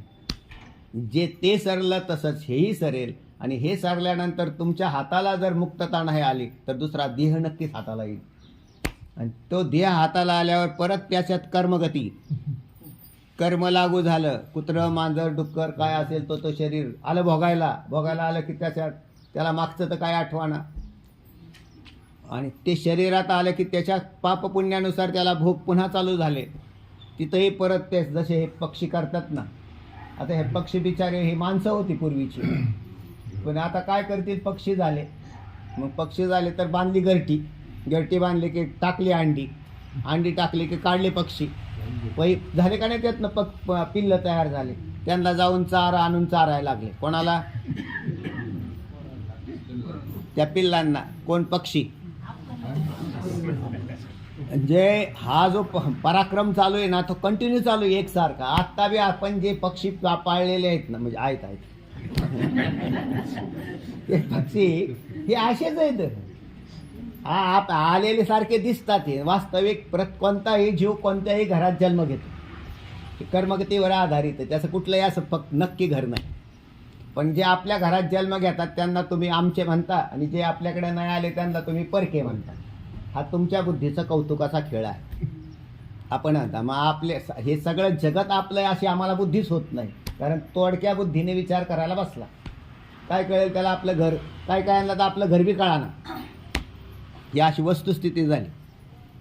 चला, तर तेव्हा दृष्टांत आपल्याला चांगला कळाला, पण आपण मूळ सिद्धांताकडे वळालं पाहिजे की हे दिसणारं जगत स्वप्नाप्रमाणे खोटंच आहे. फक्त हे स्वप्न सरण्याचा कालावधी मोठा आहे. तर स्वप्नातला कालावधी कसा दिसतोय? शॉर्ट कालावधी, 1.5 सेकंदाचा कालावधी दिला. पुरीतच नाडीमध्ये स्वप्न पदार्थांच्या उत्पत्त्या होतात शास्त्राने सांगितल्याप्रमाणे, आणि त्याचा कालावधी 1.5 सेकंदाचा आहे. त्या 1.5 सेकंदात अवाढव्य कितीतरी मोठे पदार्थ आणि कितीतरी मोठा दीर्घ काळ प्रतीतीला येतो. तसंच हेही जीवन आहे. हे जीवनही तसं पाहिलं तर काळ अत्यंत अल्प आहे पण दीर्घ प्रतीती येते आणि हे सरतं त्यावेळेला हे संपुष्टात येतं. मागं किती वेळा जन्म घेतले? करोडो जन्म झाले. मग करोडो जन्माच्या कुठं? तेही स्वप्नच होते ना. करोडो जन्म हेच स्वप्न होतं आणि आत्ता जे जन्म चालू आहे हे एक स्वप्न आहे. हे स्वप्न मिटल्या की दुसऱ्या स्वप्नात प्रवेश करेल तो, आणि हे अखंड असं चालू आहे. याला मुक्त व्हायचं असेल तर तुम्हाला स्वप्न आणि जगत हे दोन्ही कसे आहेत हे कळून घ्यावं लागेल. चला, साक्षी ज्या पदार्थाचे अविद्या वृत्तीने प्रकाशन करतो त्या पदार्थात साक्षी भाष्य म्हणतात. साक्षी म्हणजेच चैतन्य. साक्षी कोणाचं नाव आहे? मुलीचं नाव नाही एखाद्या. ते म्हटले साक्षी आहे ना, वैष्णव काकांच्या नातीचं नाव साक्षी आहे. आता आपला इथे एक शब्द आलेला आहे, काय आहे? साक्षी. मग तो हा साक्षी, तर साक्षी म्हणजेच जे चैतन्य पदार्थांना प्रकाशित करतं. मग ते स्वप्न पदार्थ असो, अविद्यावृत्तीने केलेलं प्रकाशन असो, तर त्याला काय म्हणतात? साक्षी असं म्हणतात. ज्या पदार्थाचे साक्षी म्हणजे जे चैतन्य ज्या पदार्थाचे अविद्यावृत्तीने प्रकाशन करतो किंवा करते, आता साक्षी करतो, तर त्या पदार्थास साक्षी भास्य असं म्हणतात. भास्य म्हणजे प्रकाशित होणारे, साक्षीने प्रकाशित केलेले असे पदार्थ कोणते? स्वप्न. किंवा रज्जूवरचा सर्पही प्रकाशित झाला ना, तिथंही अविद्यावृत्ती आली पण ती एक बाहेर गेली आणि स्वप्न पदार्थ पाहते त्यावेळेला आतली वृत्ती. चला वाचा. रज्ज्वादिकांच्या ठिकाणी अनिर्वचनीय सर्पादिक आणि त्यांचे ज्ञान या दोहोस भ्रम किंवा अभ्यासही म्हणतात. तर या दोघांनाही भ्रम म्हणतात. मुद्दा संपला का? शंका काय होती? अनुभवाशी पडताळून पाहण्यासाठी महाराज एखादा दृष्टांत द्या, म्हणजे मग आम्हाला अनिर्वचनीय ख्याती पसंत पडेल, आमचाही प्रवेश पडेल. तर तुम्हाला अनुभवाशी पडताळून पाहणारा कोणता दृष्टांत दिला? स्वप्नाचा. स्वप्नामध्येही अशाच अविद्यावृत्तीने पदार्थ आणि पदार्थांची ज्ञान उत्पन्न होतात. ते अगदी समांतर रज्जूवरील सर्प आणि सर्पाच्या ज्ञानाप्रमाणे असतात. मग तिथं जशी अनिर्वचनीय ख्याती लावली, इथं तुम्ही दृष्टांत तो मिळाला तुम्हाला आणि तुमच्याच अनुभवाचा. का स्वप्न पदार्थ खरे नाहीत हेही कळालं. पण तुम्ही खरे आहेत ना. एका खऱ्या पदार्थावर दुसरा खोटा पदार्थ भासतो. तुम्ही कोण आहेत? साक्षी चैतन्य. आणि त्याच्यावर अविद्यावृत्तीने निर्माण केलेलं स्वप्न पाहिलं, स्वप्नाचं ज्ञान झालं, जागे झाले तेव्हा स्वप्न हाताला लागलं नाही. मग तुम्हाला अनुभवाला दृष्टांत मिळाला की हे खरं आहे. म्हटले दिसणारं जगत कशासारखं आहे? स्वप्नासारखं खोटं आहे, स्वप्नाप्रमाणेच आहे. स्वप्नामध्ये स्वप्न खोटं वाटलं का? स्वप्नामध्ये स्वप्न खोटं वाटलं का? नाही वाटलं. आपण जगात व्यवहार करतो त्यावेळेला जगत खोटं वाटतंय का? नाही वाटत. समांतर आहे. तर स्वप्न खोटं वाटलं तेव्हा ज्या वेळेला जागृती आली तेव्हाच. जागा झाला आणि बाहेर गेला तर म्हटला कुठलाच पदार्थ अस्तित्वात नाही, मी खोट्या भ्रांतीमध्ये होतो. आणि स्वप्न, आणि समजा त्याच्यात काही लाभ हानी झालेली असेल स्वप्नात त्याला, तरी तो जागृतीत मग रडत नाही किंवा हसत सुद्धा नाही. जागा झाल्या हसतो का रडतो? पैसे मिळाले काय कारण आहे? आणि काय गेली समजा चोराने दरोडाच टाकला स्वप्नात त्याच्या आणि सगळं गेलेलं असेल, मग तो जागा झाल्या म्हणतो आपलं काहीच गेलेलं नाही. बरोबर आहे का नाही? त्याला काही सुखदुःखाच्या पलीकडे गेला. तोच प्रकार इथे बी आहे. आता मागच्या जन्मात जे सुखदुःख अनुभवले त्याचं या जन्मात ज्ञान नाही, या जन्मात अनुभवतात ते पुढच्या जन्मात ज्ञान नाही. पण हे जीव तर कंटिन्युअसली एक जन्म घेत पुढे सरकत चालले आणि प्रत्येक वेळेला त्या अवस्थेत गेले, त्या जीवाच्या अवस्थेत भूमिकेत गेले की तिथलं सुखदुःख त्याला आहेच. असा जीव दुःखापासून वेगळा झालेलाच नाही, तो त्या अवस्थेमध्ये कंटिन्यू राहतोय. मग आता त्याच्यातून बाहेर पडण्याचा उपाय वेदांतशास्त्राने दिला. हे तुम्हाला फक्त ज्ञान मिळालं तर अन्य कुठल्याच शरीरात मिळणार नाही, केवळ मानवी शरीरात प्राप्त होईल. इतर देहामध्ये का नाही होणार? आपण आता बाकीचे पाहतोय ना, मग बाकीचे जीव जंतू जे आहेत की किती बी अनेक आहेत ना, कुत्रं मांजरं डुकरं ही आपलीच भावकी आहे ना. हां, किती आहे? भरपूर आहेत का नाही? यांना कुठं ज्ञान होतंय? बस आमचं सांगितलं शिकवलं त्यांना की चला आता. कोणाला? एक तर ते कोणी पाठाला बी येणार नाही, बसणार बी नाही. कुत्रे मांजरे येतात का पाठाला? नाही येणार. आणि आली तर उंदरावर लक्ष राहील. मांजरे म्हटलं तेव्हा इकडं काय उंदरे भिंद्र आहेत का? कारण त्याच्या डोक्याचा हा विषय नाही. तसा जीवाला, म्हणून मानवाच्या दृष्टिकोनातून त्याने आपल्या पूर्ण बुद्धीचा वापर करावा आणि मुक्त व्हावं. चला, 15वा मुद्दा संपलेला आहे तसा. हां, बोला. आता जी माणसं आहेत सर्व, हां, पूर्वजन्मी माणसं असली पाहिजे. केव्हा तरी एकदा मनुष्य होता, पूर्वजन्मी मनुष्य होता. कारण मानवी शरीरामधलंच कर्म पुढच्याही मानवी शरीराला कारण होते. आता आपलं जे हे मानवी शरीर मिळालेलं आहे, हे मानवी शरीर पूर्वी कधीतरी मी उत्कृष्ट पुण्य काही केलेली, उत्कृष्ट म्हणजे कशी समान पाप पुण्याने मानवी शरीर मिळतं. तर त्या असं मागच्या शरीरात कुठेतरी होते या योनीची उत्पत्ती व्हायला शरीराची, म्हणून मागं पूर्वी मनुष्य शरीर होतं. आता लगेच लागून असेल, काहींचं असेल बी आणि काहींचं अनेकांचं नसेल. पाप पुण्याने जन्म जर भेटतो, हां, त्यांनी पाप पुण्य केलं पण त्याच्यात मानवी मागच्या पूर्व मानवी जन्मामध्ये त्याच्यानंतर बाकी जन्म घेऊन बघून पुढे आलं. आणि त्याच्यामध्येही काही मानवी शरीरं होती, त्यातलं हे एक मानवी शरीर आहे. कदाचित माझे 2-3 मानवी शरीरं सलग लागलेली होती, म्हणून मागच्या 2 मधून मी मेलो आणि ह्या 3ऱ्या शरीरात आहे. पण याच्यात जर मुक्त नाही झालं तर पुढचं गाढवाचं शरीर लागलेलं आहे, हे बी लक्षात ठेवायचं. म्हणजे सलग आता मानवी शरीरं लागतील याची गॅरंटी. लोक म्हणतात पोटाला आला कशाला पोटाला आला? त्याचं कर्म काय हे पाहावं लागेल का नुसतंच पोटाला आला पाहावं लागेल? नावकरी आले म्हणजे काही नाही, काही संबंध नाही. क्वचित एखादं उदाहरण हो, कारण अपवाद सगळ्याच गोष्टीला असतात, हे लक्षात ठेवायचं. बस. हा, आता तर तुम्ही उत्कृष्ट कर्म करत असताल तर मी तुम्हाला गॅरंटी देतो की तुम्हाला मानवी शरीर लवकरात लवकर प्राप्त होतील. कारण हेही मानवी शरीरात उत्पन्न होणारं कर्म काम करतंय ना. आणि दुसरा, हा जो बसलेला आहे तो काय बिगर कामाचा आहे का? याला काय काम द्यायला नको का? आम्ही तुमचे भक्त आहोत देवा, आणि आम्हाला तुम्ही गाढवाच्या जन्माला घालू राहिले. आम्ही भक्ती करण्याची इच्छा करतो. नाही म्हटले, मग तुम्हाला महाराज असं करू, नाही जमलं तर मानवी शरीराला तरी टाकू. एवढा कृपावंत आहे का नाही? म्हणून देव याच्यामध्ये इतकी हालचाल करू शकतो, कारण त्याच्याकडे तेवढा अधिकार आहे. कोणत्या माग पुढं करणं. कर्माचा नाश करण्याचा अधिकार देवाला सुद्धा, पण माग पुढं करण्याचा अधिकार हातचं राखत. आणि तसं होऊ शकतं. म्हणून कमीत कमी कर्म उत्कृष्ट करा, वर्तन उत्कृष्ट ठेवा, आचरण उत्कृष्ट ठेवा, भगवत भक्ती करा. नाही मुक्त झाला तर देवावरती जबाबदारी. वासनेच्या संगे ते तर नक्कीच आहे. म्हणून वासना चांगली ठेवावी, आचरण चांगलं ठेवावं. चला, नाहीतर मग दुःख भोगायला तयार राहावं. म्हणजे आणि दुःख म्हणजे साधारण दुःख नाही. आता एखाद्या कुत्र्याच्यावरून गाडी जर गेली आणि पाय जर फ्रॅक्चर झाला तर त्याला कोणत्या आयसीयूला न्यायचं? कशाचे आयसीएन फिसियन कशाचं काय, ते रक्त बंबाळ झालेलं असतं, पडलेलं असतं कुठंतरी, खायला अन्न नाही, प्यायला दुष्काळ, पाणी नाही, काही नाही. आणि हे कोण आहे म्हटले? कुत्रं. म्हणजे कोण कुत्रं? दुसरं कोण नाही, तो मानवी शरीरात पूर्वी भ्रष्ट आचरणामुळे खाली गेला आणि तो कुत्र्यादी योनीमध्ये जाऊन बसलेला. आता त्याला कोण काय करणार? भोग योनीमध्ये गेला तो. चला, आणि हे संगती आहेच, हे थोतांड नाही. हे काय वास्तव सत्य आहे. तुम्ही त्याला स्वीकारा. नाही स्वीकारलं तर मग दुःख भोगायला तयार राहा. चला,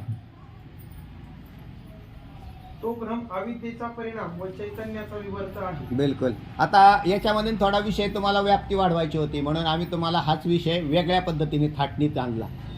की जो भ्रम, कोणता भ्रम? जो स्वप्न भ्रम म्हणा किंवा रज्जूवरील सर्पाचा भ्रम धरा, तो अविद्येचा परिणाम आहे आणि चैतन्याचा विवर्त आहे. याला वेदांत शास्त्राची संगती म्हणतात. किंवा झालंच कसं? रज्जूवर सर्प भासलाच कसा? असं तुम्हाला अजून शंकाची खोली प्राप्त झालेली नव्हती, पण या शब्दांनी तयार केली. आता म्हणून रज्जूवर भासलेला सर्प हा अविद्येचा, रज्जू उपहित चैतन्य आश्रित अविद्येचा परिणाम आहे. आणि तोच सर्प हा ज्ञानाकडून पाहिला तर अंतःकरण वृत्ती उपहित चैतन्य आश्रित अविद्येचा तर रज्जू साक्षीचा विवर्त आहे. इथं विवर्त शब्द आला ना. आता परिणाम अविद्येकडून आणि त्याची प्रतीती कशी भासली तर ती विवर्ताकडून. कारण ज्ञान सांगावं लागेल ना तुम्हाला, म्हणून विवर्त सांगतात. चैतन्याचा म्हणजे अंतःकरण उपहित चैतन्याचा विवर्त आणि रज्जू उपहित चैतन्याचा परिणाम, रज्जू उपहित चैतन्य आश्रित अविद्येचा परिणाम. कसं आहे ते ऐका. आता शास्त्रात हळूहळू खोली घ्यायला सुरुवात करतं. तुम्हाला वरून पहिल्यांदा दृष्टांत सांगितला, आता त्याची खोली ऐका. चला, शिष्य. परिणाम व विवर्त यांची लक्षण. शिष्य, परिणाम व विवर्त या शब्दांचा अर्थ कृपा करून सांगा. चला, म्हणजे आम्हाला काय करता येईल, आम्हाला काय कळेल, त्या पदार्थांच्या व्याप्ती कळतील. काय परिणाम कशाला म्हणतात आणि विवर्त कशाला म्हणतात सांगा. प्रथम श्री गुरु. आता परिणाम याचा आपल्याला लौकिकला अर्थ माहिती. परिणाम म्हणजे लौकिक अर्थ असा आहे, दुधाचा परिणाम काय झालं? दही झालं. दुधावर परिणाम झाला आणि दह्यात रूपांतर झालं. याला आम्हाला लौकिक अर्थ माहिती. अगदी समांतर तसाच अर्थ आहे, पण आता थोडा शास्त्रीय भाषेत मांडतील. सांगा बरं. श्री गुरु. प्रथम परिणामाचे लक्षण सांगतो. ठीक आहे. कार्यात ज्याचा प्रवेश असतो व ज्याच्या वाचून कार्याचे अस्तित्व राहत नाही त्यास उपादान कारण म्हणावे असे मागे सांगितलेच आहे. हे पहिल्यांदा कशाचं लक्षण सांगतायत? उपादान कारणाचं लक्षण झालं. उपादान कारणाचं असं आहे की कार्यात ज्याचा प्रवेश असून, कार्य नाम दही, दह्यामध्ये दुधाचा प्रवेश असून, कारण दुधाशिवाय दही होणार म्हणून कार्यात ज्याचा नाम दुधाचा म्हणजेच कारणाचा प्रवेश असून, ज्याच्या वाचून कार्याचे अस्तित्व राहत नाही. म्हणजे कारणा वाचून कार्याचे अस्तित्व राहत नाही. दूध काढून घेतल्यावर दही कसं सिद्ध होईल? तर याला उपादान कारण असं म्हणतात. पहिल्यांदा तुम्हाला काय स्पष्ट करून सांगितलं? उपादान कारण. ज्याचा कार्यात ज्याचा प्रवेश असून, ज्याच्या वाचून जे राहत नाही, कार्यच राहत नाही, टिकत नाही, तर त्याला त्याचं उपादान कारण असं म्हणतात. दुसरा दृष्टांत तुमच्या समोर नेहमी आहे. मृत्तिकेचा घट बनला. मातीपासून काय बनला? घट म्हणजे गाडगं. मातीचं गाडगं बांधलं. मातीचा गाडग्यामध्ये प्रवेश असून मातीशिवाय गाडगं राहत नाही, म्हणून त्या मातीला त्या घटाचं उपादान कारण असं म्हणतात. लक्षात आलं? गाडगं म्हणजेच माती, पण आकाराला आलेली माती, म्हणून माती आणि गाडगं हे तसे भिन्न नाही, पण आकारवाणा मातीलाच गाडगं म्हणतात. म्हणून माती काय झाली, त्या घटाची काय झाली, उपादान कारण झाली. चला, उपादानाच्या समान स्वभाववान आणि अन्यथा रूप. आता तुम्हाला आम्हाला परिणाम सांगायचा होता, बरोबर आहे? म्हणून तुम्हाला आधी उपादान हे शब्द येणार होता, म्हणून उपादानाचं लक्षण अगोदर करून घेतलं. आता आम्ही तुम्हाला परिणामाचं लक्षण सांगतोय. तर उपादानाच्या, बरोबर आहे, लक्षात आलं ना? आता उपादानाच्या म्हणजेच घट हा जर समोर नजरेसमोर असेल तर मातीच्या, मातीच्या समान स्वभाववान कोण असतो, घट असतो. म्हणून मातीचा परिणाम घट आहे. जसं माती हे उपादान कारण घटाचे आहे ना, तसा मातीचा परिणाम कोण आहे, म्हणून उपादानाच्या समान स्वभाववान. उपादानाचा समान स्वभाववान म्हणजे समान सत्ता म्हणलेली तिथे, म्हणजे माती ज्या सत्तेतली आहे त्याच सत्तेतला घट असतो, याला समान स्वभाववान म्हणतात. खाली सांगतील तुम्हाला. तर त्या उपादानाच्या समान स्वभाववान. आणि दुसरा मुद्दा आहे त्यातला अन्यथा रूप. माती म्हणजे घट नाही आणि घट म्हणजे माती. अन्यथा रूप झाला ना, रूप म्हणजे आकार, तो अन्यथा झाला. ये काय म्हटले माऊली ज्ञानोबराय, काय भूमी आतोनी स्वयंभ, का घडिया गाडग्याचे निगती कोंब, की कुलालमतीचे गर्भ उमटती. काय घट आणि माती ह्याच्यात जर भेद नसता तर भूमीमधून गाडग्याच्या लाईन वर आल्या असत्या, जसे कोंब उगवतात तसे, पण तसं नाही. म्हणून अन्यथा रूप आहे. आणि दुसरा समान स्वभाववान आहे, म्हणजे समान सत्तेतली, माती ज्या सत्तेतली त्याच सत्तेतला घट, पण माती आहे तसा घट नाही, म्हणून अन्यथा रूप. याला काय म्हटलेलं आहे, परिणाम. किंवा आता मी तुम्हाला पहिला दृष्टांत सांगितला होता दूध आणि दह्याचा, तर त्याच्यात सुद्धा उपादानाच्या म्हणजे दुधाच्या समान स्वभाववान कोण आहे, दही. दोन्ही एकाच सत्तेतले. आणि दुसरे आहेत अन्यथा रूप. दूध म्हणजे दही नाही आणि दही म्हणजे दूध नाही. झालं? एकंदरीत उदाहरणावरून तुमच्या असं लक्षात आलं की याला परिणाम असं म्हणतात. पण हे शास्त्रीय विश्लेषण आहे बरं, हे कायम लक्षात ठेवा. व्यवहारात जसं आपल्या तुम्हाला माहिती होतं परिणाम ह्या शब्दाची व्याप्ती माहीत होती थोडीफार, की दुधाचा परिणाम दही आहे दुधाचा, पण अन्यथा रूप आहे आणि समान सत्तेतला आहे, हे लक्षणात आलेले. ऐका स्पष्टीकरण. याचे स्पष्टीकरण असे, माती घटाचे उपादान कारण आहे. मातीमध्ये उपादान कारणाचं लक्षण डोक्यात फिक्स ठेवा. उपादान कारणाचं लक्षण काय, ज्याचा कार्यामध्ये प्रवेश असून ज्याच्याशिवाय ते कार्य राहत त्याचं नाव उपादान. मग उपादानाचा समान स्वभाववान आणि अन्यथा रूप म्हणजे वेगळ्या रूपाने कसं दिसलं, वेगळं रूप. जसं दुधावरून दह्याचं वेगळं रूप, मातीवरून घटाचं वेगळं रूप. चला, माती घटाचे उपादान कारण आहे.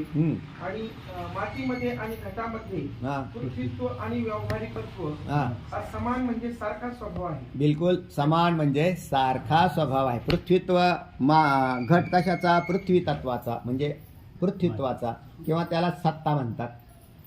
आपण ज्या जगात राहतो याला व्यावहारिक सत्ता असं म्हणतात. स्वप्नाच्या सत्तेला प्रातिभासिक सत्ता म्हणतात आणि ब्रह्म किंवा आत्म्याला पारमार्थिक सत्ता म्हणतात. त्या पृथ्वीत्व आणि व्यावहारिकत्व हे दोन्ही काय आहे, समान आहे. पुढे आणि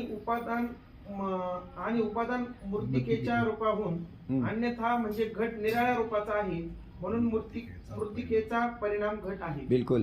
आणि उपादान जी मृत्तिका, त्या उपादान मृत्तिकेच्या रूपावरून घट निराळ्या रूपाचा आहे. कंबुग्रीवान कलशासारखा आकार आहे ना त्याला, कलशासारखा, म्हणून निराळा आहे. तर निराळ्या रूपाचा आहे म्हणून मृत्तिकेचा परिणाम घट आहे. सिद्ध झालं का नाही? म्हणून तो म्हटला होता ना शिष्य की महाराज परिणाम म्हणजे काय, विवर्त म्हणजे काय सांगता का? मग तुम्हाला आम्ही लक्षणाने सांगू. नाही प्रतिज्ञा मात्रेन वस्तुसिद्धी ही किंतु लक्षण प्रमाणाभ्याम. कोणत्याही पदार्थाचं वस्तूचं लक्षण केल्याशिवाय कधी सिद्धी होत नाही. आता तुम्हाला लक्षण करून सांगितलं.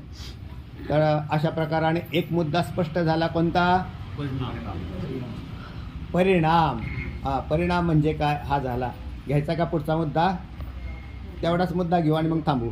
चला आता विवर्त कशाला म्हणतात ऐका, आणि पुढच्या वेळेला अभ्यास करून चांगला या, म्हणजे परत आणखीन खनन कुंटाने आणि अजून पक्का विषय होईल. ऐका विवर्त. विवर्ताचे लक्षण सांगतात. हा अधिष्ठानाहून विपरीत- आता पहिल्यांदा विवर्त पदाचा साधा अर्थ सांगा महाराज. तर सोप्पा अर्थ, जसा परिणामाचा सोप्पा अर्थ सांगितला ना तुम्हाला. आता विवर्त पदाचा अर्थ आहे मिथ्या, खोटं, अध्यस्त. हे विवर्त पदाचा पहिला अर्थ लक्षात ठेवा. विवर्त म्हणजे काय? खोटा, मिथ्या, भ्रमाने भासलेला, हा विवर्त पदाचा पहिला अर्थ. आता याला विवर्त याचं शास्त्रीय लक्षण सांगा. तर ऐका. अधिष्ठानाहून विपरीत स्वभाववान हा आणि अन्यथारूप तो विवर्त. आता अधिष्ठानावरून विपरीत स्वभाववान आणि अन्यथा रूप हे लक्षण केलं. तर अधिष्ठान कशाला म्हणतात? अधिष्ठान 2 नंबर आकडा दिलाय, खाली लिहिलेले टीप. काय टीप लिहिली?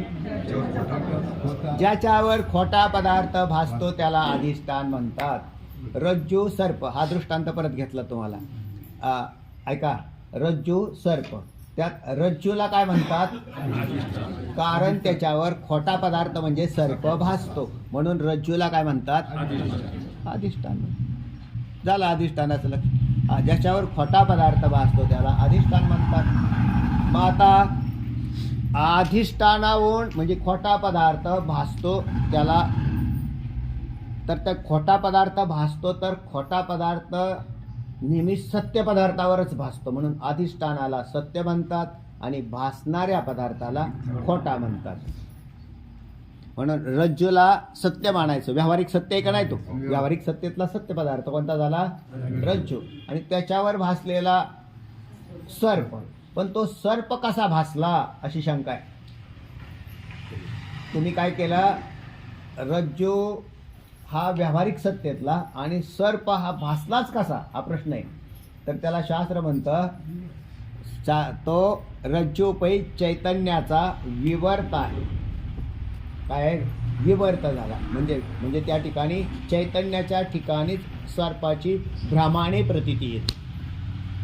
चला, तर अधिष्ठानावरून म्हणजे खोटा पदार्थ जो भासतो ते म्हणजेच मुख्य अधिष्ठान, आणि त्याच्यावरून विपरीत स्वभाववान. सर्पाचा स्वभाव कसा आहे? म्हणजे तो प्रातिभासिक सत्तेतला आहे. स्वभाव या पदाचा अर्थ सत्ता करा असं म्हणतं, तुम्हाला मागच म्हटलं मी. तर विपरीत स्वभाववान म्हणजेच विपरीत सत्तावान. रज्जू व्यावहारिक सत्तेतला आणि सर्प प्रातिभासिक सत्तेतला. विपरीत स्वभाववान. आणि दुसरा आहे अन्यथा रूप. जसा रज्जू आहे तसा सर्प नाही, म्हणून दोन्ही ठिकाणी परिणामामध्ये बी अन्यथा रूप आणि विवर्तामध्येही अन्यथा रूप. दोन्ही ठिकाणी अन्यथा रूप आलेलं आहे. चला, तर तो अन्यथा रूप जो असतो त्याला खोटा पदार्थ म्हणतात, म्हणजेच विवर्त म्हणतात. जो अधिष्ठानावरून विपरीत स्वभाववान असतो आणि अन्यथा रूप असतो त्याला खोटा पदार्थ म्हणतात, म्हणजेच विवर्त म्हणतात. जो अधिष्ठानावरून म्हणजे रज्जूवरून विपरीत स्वभाववान असतो म्हणजेच सर्परूपाने विपरीत झालेला असतो आणि अन्यथा रूपही झालेला असतो सर्परूपात, म्हणून त्या सर्पाला काय म्हणतात? विवर्त म्हणतात. चला, याचे स्पष्टीकरण असे. आता नवीन दृष्टांत घेतला त्यांनी. स्थाणू पुरुष. स्थाणूच्या ठिकाणी पुरुष भ्रम होतो तेव्हा त्या भ्रमास अधिष्ठान स्थाणू असून तो व्यावहारिक आहे आणि पुरुष प्रातिभासिक आहे. आलं का लक्षात? दृष्टांत आलेला आहे स्थाणू पुरुष. मगाशी विश्लेषण दिलं मी तुम्हाला की साधारण चांदण्याच्या रात्री अशा प्रकारे जर एखाद्या झाडाची साल निघालेली असेल तर त्या पांढरट असं बनलेलं असतं. किंवा रुईटीची झाडं सुद्धा ग्रामीण भागात राहणाऱ्याला माहिती आहे, रुईटीची झाडं सुद्धा चमकतात अंधारात. तर त्यावेळेला सुद्धा त्या ठिकाणी कोणीतरी एखादा पुरुष आणि त्या शेजारी दुसरं झाड असेल तर कोणीतरी एखादा दडून बसलेल्या पुरुषाची कल्पना होते. तर त्यावेळेला त्याला स्थानूवरती पुरुष भासणं. तर दृष्टांत तो झाला. आता स्थानूच्या ठिकाणी पुरुष भ्रम होतो तेव्हा त्या भ्रमास अधिष्ठान स्थाणू असून, कारण तो कसा आहे? व्यावहारिक सत्तावान आहे. स्थाणू कसा आहे? स्थाणू म्हणजे लाकूड, व्यावहारिक सत्तावान आहे. आणि काय भासला? पुरुष. खरा आहे का तो पुरुष? नाही, भ्रम झाला त्या पुरुषाचा, म्हणून तो प्रातिभासिक आहे. पुढे. म्हणून अधिष्ठान जो स्थानू त्याहून पुरुषाचा स्वभाव विपरीत असून हा, स्वरूपही अन्यथा म्हणजे निराळे आहे. निराळं स्वरूप आहे. बरोबर आहे. स्वरूप वेगळं आहे आणि सत्ताही भिन्न आहे. याकरिता स्थाणूचा पुरुष हा विवर्त आहे. याकरता स्थाणूचा पुरुष हा काय आहे? विवर्त आहे. पण स्थाणूचा पुरुष विवर्त आहे, पण स्थाणू तर जड आहे आणि त्याच्यावरती पुरुष भ्रम होईल कसा? म्हणून म्हटलं स्थाणू उपहित चैतन्याचा विवर्त कोण आहे? पुरुष आहे. त्याचप्रमाणे रज्जू उपहित आणि अंतःकरण उपहित चैतन्य आश्रित जी अविद्या आहे ना, म्हणून वर सांगितलं आहे हम्म. सर्प व त्यांचे ज्ञान यास उपादान असून बरोबर. अनिर्वचनीय आहे. हम्म. आणि सर्प व त्याचे ज्ञान हे दोन्हीही अनिर्वचनीय आहेत. आता अनिर्वचनीय पदाचा अर्थ तुम्हाला मागे सांगितला होता, तो तुम्ही इथे ताडून पहा. त्याचप्रमाणे रज्जू उपहित आणि अंतःकरण उपहित दोन दोन सांगितले होते का नाही पाठीमागे तुम्हाला? रज्जू उपहित चैतन्याश्रित अविद्येचा तमगुणाचा परिणाम सर्प आणि अंतःकरण उपहित चैतन्याश्रित अविद्येच्या सत्वगुणाचा परिणाम सर्प ज्ञान असा विषय आलेला होता. तेव्हा रज्जू उपहित आणि अंतःकरण उपहित चैतन्याश्रित जी अविद्या म्हणून सांगितली आहे ती सर्प आणि त्याचे ज्ञान यास उपादान असून अनिर्वचनीय आहे हे सिद्ध केलेले. हे दोन्ही काय आहे? अनिर्वचनीय. ज्ञान आणि पदार्थ. पुढे. आणि म्हणून उपादान जी अविद्या तिच्या समान स्वभाववान आहे. बरोबर आहे. उपादान जी अविद्या तिच्या समान स्वभावान कोण आहे? कोण आहे? सर्प आणि त्याचं हा, हे दोन्ही अविद्येचेच आहेत. आपण ज्या ज्ञानाचा इतका मोठा पसारा मांडलाय ना, पहा तुम्हाला एखाद्या व्यक्तीला एखाद्या गाडीचा फिटरच धरा तुम्ही, म्हणजे एखाद्या गाडीचं, आता तर इलेक्ट्रॉनिक गाडी आलेले आहे, त्याच्यामध्ये भरपूर टेक्नॉलॉजी डेव्हलप झालेली. तर त्याने त्याचं ज्ञान केलं. तुम्हाला आपल्याला वरून काय कळतं का? गाडी बंद पडली तरी त्याला माणसाला म्हणतं इथंच लावून टाकावं काय, कारण कळतच नाही काय कशात काय झालं. हे सगळं कम्प्युटराईज आहे ते गाड्या. कशात फॉल्ट झालं ते आमचे शेळके पाटील ओळखतात, कारण त्यांच्याकडे ते आहेच मशीनच. म्हणजे त्याच्यातलं ते टेक्नॉलॉजी ज्ञान आहे का नाही. पण हे ज्ञान कशाचे? गाडी कशाचं कार्य आहे? अविद्येचं. लक्षात ठेवा बरं. गाडी खरी नाही, गाडी सुद्धा अविद्या कार्य आहे. आणि ते गाडी आणि गाडीचं ज्ञान हे दोन्ही काय आहेत? खोटे आहेत. खोटे आहेत पण व्यवहार सिद्धी करतात म्हणून पोट भरावं आहे. हे खोटी ज्ञान पोट भरायला कामाला येतात. पण आता व्यवहार सिद्धही झाला, पण हे ज्ञान पुढच्या जन्माच्या वेळेला ट्रान्सफर होत नाही. एखादा डॉक्टर फार प्रयत्न करून MD झालं काय सोपी गोष्ट आहे का हो त्याला MD करायचं म्हणजे व्हायचं म्हणजे. पण त्याला पुढचा जन्म, कारण मरणार तर नक्की आहे का डॉक्टर मरत नाही असं काय आहे का कुठे? नाही. तर डॉक्टरही मेले, मग मेल्यानंतर त्याचं पुढच्या जन्मात काय करायचं म्हटले, मग मागच्या जन्मात MD साठी एवढे प्रयत्न केले, आता पुढच्या वेळेला परत करा, कारण ते ज्ञान आणि पदार्थ दोन्ही खोटेच होते. लक्षात आलं? जिथे तुम्ही जेवढं मिळवताल ज्ञान आणि पदार्थ पाहताल हे एकाच सत्तेमध्ये काम करतात. पुढच्या वेळेला हे राहणार नाही.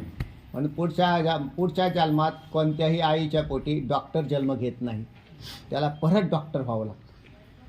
किंवा जे ज्ञान मिळवलेलं असेल ते सारं ज्ञान नष्ट होतं आणि पुन्हा तो जन्माला येईल. त्यावेळेला आपण कसं सगळ्या फायली डिलीट करून टाकल्या, मागच्या सगळ्या फायली डिलीट झाल्या. आता फक्त ते ज्ञान मात्र आहे, म्हणजे ज्याच्यात मेमरी राहते, जो साचा तो मात्र अस्तित्वात राहतो. मग असं करा की मग त्या नुसत्याच साचा का नाही राहत, ही यंत्रणा का राहते किंवा जन्म का होतात, तर जोपर्यंत तो मनुष्य त्याच्या ओरिजिनल स्वरूपाला जाणत नाही, म्हणजे मी सच्चिदानंद ब्रह्म आहे हे जाणत नाही, तोपर्यंत तो मुक्त होत नाही. हेच खरं आहे. मग त्याला जाणल्यावर काय होतं? नुसतं ज्ञान हे आत्म्याचं स्वरूप आहे, नुसता आनंद आत्म्याचं स्वरूप आहे आणि नुसती सत्ता हे आत्म्याचं स्वरूप आहे. हे तुम्हाला शास्त्र पटवून सांगणारे पुढे. चला, सध्या तरी तुमच्यासमोर 2 लक्षणं आली होती, परिणाम आणि विवर्त, ही तुम्हाला सांगितलेली. वाचा तेवढाच मुद्दा. परंतु अविद्येहून अन्यथारोप म्हणजे निराळ्या स्वरूपाचे आहेत, म्हणून ती अविद्येचा परिणाम आहे. बर. सर्प व त्याचे ज्ञान यास अधिष्ठान रज्जू उपही चैतन्य आणि अंतःकरण उपही चैतन्य असून ते सत स्वरूप आहे. खालचा वाचायला सुरुवात केली. बरं वाचा चला हां. सर्प व त्याचे ज्ञान यास अधिष्ठान रज्जूपहित चैतन्य आणि अंतःकरणोपहित चैतन्य झाला ना विषय हा पाठीमागा आता, पण आपण अभ्यास करा चला. सर्प व त्याचे ज्ञानही मिथ्या आहे म्हणून अधिष्ठानाहून सर्पही मिथ्या आणि त्याचं ज्ञानही मिथ्या, रज्जूही मिथ्या, बरोबर, रज्जूही मिथ्या. तर रज्जू मिथ्या नाही, व्यावहारिक सत्य आहे. हां, नाही तर त्याला बी मिथ्याच करता आलं. रज्जू मिथ्या आहे पण पारमार्थिक सत्तेतून मिथ्या आहे. व्यावहारिक सत्तेत रज्जू सत्य आणि त्याच्यावर भासलेला सर्प मिथ्या, अशी संगती. चला. म्हणून अधिष्ठानाहून विपरीत स्वभाववान असून अन्यथारोप म्हणजे निराळ्या स्वरूपाची आहे. हा, सर्प आणि त्याचे ज्ञान ही मिथ्या आहेत म्हणून अधिष्ठानावरून विपरीत स्वभाववान, बरोबर आहे, अधिष्ठान असणाऱ्या रज्जूवरून विपरीत स्वभाववान आणि अन्यथा रूप म्हणजे रज्जू म्हणजे काही सर्प नाही, निराळ्या स्वरूपाचे आहे म्हणून सर्प सर्प व त्याचे ज्ञान ही चैतन्याची विवर्त आहेत. हं. परिणाम सांगावयाच्या वेळी म्हणजे चैतन्याच्या ठिकाणी विवर्त आहेत म्हणजेच आध्यस्थ आहेत. कोणाच्या ठिकाणी? चैतन्याच्या. रज्जूच्या ठिकाणी लक्षात ठेवा, इथेच फिरवलेलं आहे तुम्हाला. म्हणजे रज्जूच्या ठिकाणी साप आहे, रज्जूच्या ठिकाणी साप आहे असं जे सांगत होतो, तर रज्जूच्या ठिकाणी साप नाही, तर रज्जू उपहित चैतन्याचा विवर्त साप आहे. म्हणून सगळे तत्त पदार्थ चैतन्याने व्याप्त आहेत आणि त्या चैतन्याच्या ठिकाणीच मिथ्या पदार्थाची प्रतीती येते. म्हणून ब्रह्मस्वरूपाच्या ठिकाणी जगताची प्रतीती येते आणि आत्मस्वरूपाच्या ठिकाणी खोट्या अहंकाराची प्रतीती येते. ही संगती लागणार आहे पुढे आता, कारण तुम्हाला हळूहळू खोलीत घेऊन जायचं आहे. झाला. उपादानाच्या समान स्वभावान आणि विवर्त सांगावयाच्या वेळी अधिष्ठानाहून विपरीत स्वभावान असा फरक करावा लागतो. बरोबर. अन्यथा रूप हे दोघांच्या लक्षणात समान समान आहे. अन्यथा रूप दोन्ही लक्षणात समान आहे. परिणाम सांगायच्या वेळेला उपादानाच्या समान स्वभाववान म्हणजे मातीच्या समान स्वभाववान घट आहे आणि ज्या वेळेला विवर्त सांगायचा त्यावेळेला अधिष्ठानावरून विपरीत स्वभाववान अर्थात चैतन्याच्या ठिकाणी सर्प आहे. तर चैतन्याची सत्ता पारमार्थिक आणि सर्पाची सत्ता प्रातिभास. तर असा फरक करावा लागतो दोन्ही लक्षणात. अन्यथा रूप समान आहे. सगळ्यांनी चांगला अभ्यास करत राहा, वाचन चिंतन चांगलं करा म्हणजे तुम्हाला पुढचा विषय मागचा